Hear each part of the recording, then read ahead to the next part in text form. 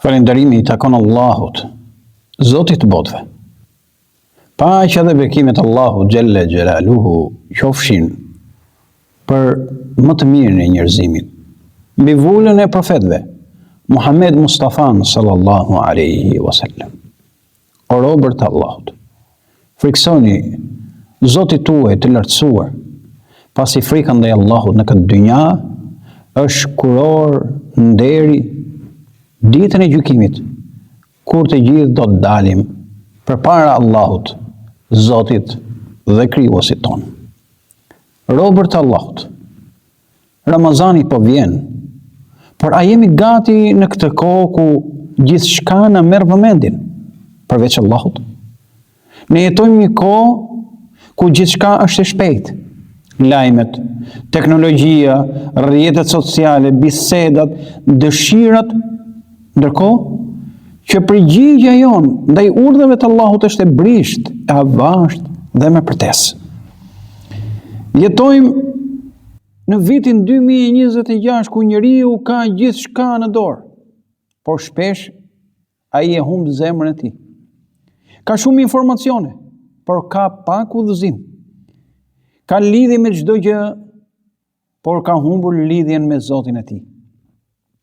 Allahu I madhruar nuk na thërret vetëm të veprojmë, por ai na thërret që të ndalemi dhe të reflektojmë. Allahu I madhruar thot: "Ya ayyuhalladhina amanu ittaqullaha wal tanzur nafsum ma qaddamat lighadin wattaqullah." O ju që keni besuar, keni frikë Allahut dhe le të shikojë çdo shpirt se çfarë ka përgatitur për nesër dhe keni frikë Allahut. O ju besimtar, pyetja sot nuk është vetëm a do të arrijm Ramazanin, por në çfarë gjendje do të arrijm atë? Me zemra të pastra apo me mendje dhe shpirtra të mbushura dhe të ngarkuara nga haramet që shohim dhe dëgjojmë çdo ditë? Me gjuhë që përmend Allahun apo që lodhet nga thashethemet, polemikat dhe grindjet virtuale? Me plan për ibadet dhe adhurim apo me shpresën e rreme se Ramazani do të na rregullojë vetë? Ramazani nuk I shpëton ata të cilët janë të paprigatitur. Ai ose të shëron, ose të zbulon gabimet dhe tmetat, ose të ngreje në grada, ose do të dëshmojë kundër teje. Prandaj, para se të na vijë Ramazani tek ne, le të afrohemi dhe të shkojmë ne për tek Allahu. O ju besimtar, në një botë ku vdekja vjen pa paralajmërim, kush nga ne garanton se ky nuk është Ramazani I fundit? Ramazani nuk është zakon që përsëritet, por ai është një mundësi që mund të mos kthehet. Nuk është vetëm uri dhe etje, por është shpëtim ose humbje. Kush hyn në Ramazan pa pendim, rrezikon të dalë prej tij pa falje.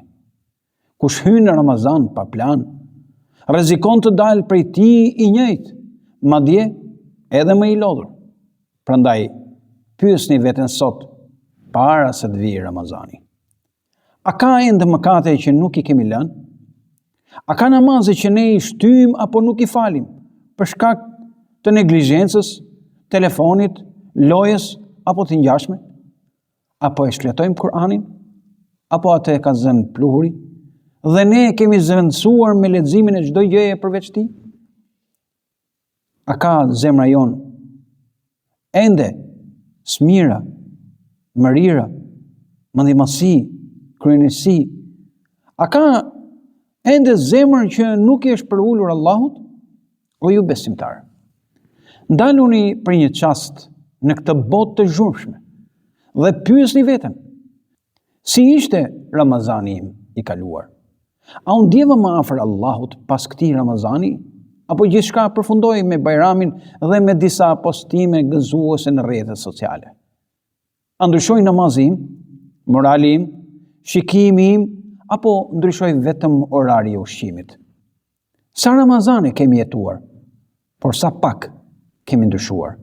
Sa Ramazane kemi agjëruar, por zemra jon ende ka ngelur e njëjtë.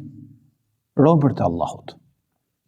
Po na afrohet një musafir i madh, Ramazani. Por pyetja që duhet të djegë zemrat tona është: a do të na gjejë Ramazani gjallë e të gatshëm për të agjëruar? Dhe nëse na gjen të gjallë e të shëndetshëm, a do të na gjejë të zgjuar apo të humbur? Sa njerëz ishim me ne në Ramazanin e kaluar, por sot ata janë vetëm kujtim. Sa fytyra mungojnë sot në xhami, sa zëra janë shuar papritur.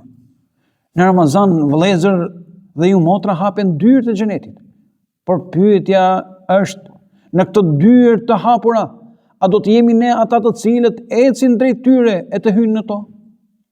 Në Ramazan mbyllen dyert e zjarrit, por a do t'i mbyllim ne rrugët që na çojnë drejt tij?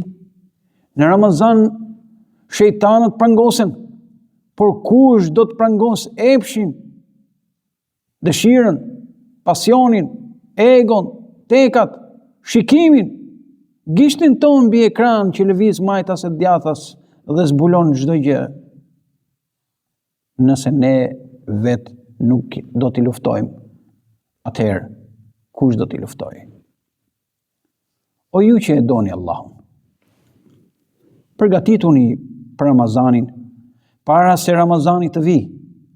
Pastroni zemrën me pendim, ndriçoni shtëpinë me namaz, gjallëroni shpirtin me Kur'an, jo vetëm si audio, por si udhëzim jete. Vendosni sot një synim dhe qëllim të sinqert, se ky Ramazan nuk do të jetë si Ramazanët e tjerë. Ky Ramazan do të jetë kthes, ndryshim, ndoshta shpëtim, ndoshta do të jetë Ramazani im i fundit. O ju besimtar, kush humb Ramazanin, çfarë shpresë i mbetet më pas? Ndërsa kush fiton në Ramazanin, çfarë pishmani mund t'i mbes? Me ardhin e Ramazanit, Allahu ju hap një derë nga dyert e xhenetit, ndaj mos e vononi pendimin, mos e vononi ndryshimin, mos e vononi kthimin tek Allahu. Ndaj e shoh të arsyeshme që t'i jap disa porosi si ta presim Ramazanin në kohën tonë.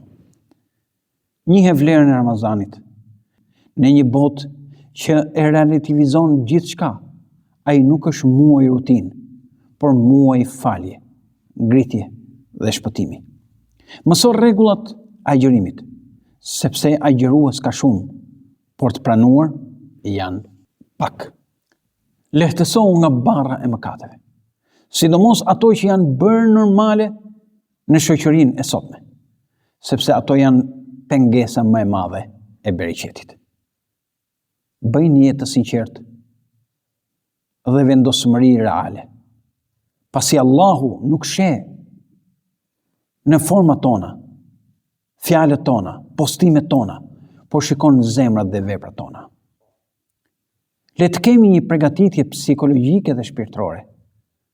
Qëndro me veten, folja sajt për Ramazanin dhe jo vetëm për iftarin. Shtimi i lutjes. Le të shtojmë lutjen, duan, sepse pa ndihmën e Allahut, asnjë plan nuk ka vlerë. O Allah, na bëj të mundur të arrijmë Ramazanin. O Allah, na e bëj Ramazanin dëshmi për ne dhe jo kundër nesh. O Allah, Zoti ynë, na fal para Ramazanit. Na fal në Ramazan dhe na fal pas Ramazanit. O Allah, na bëj për atyre që do të hyjnë nga dyert e xhenetit pa llogari. Amin.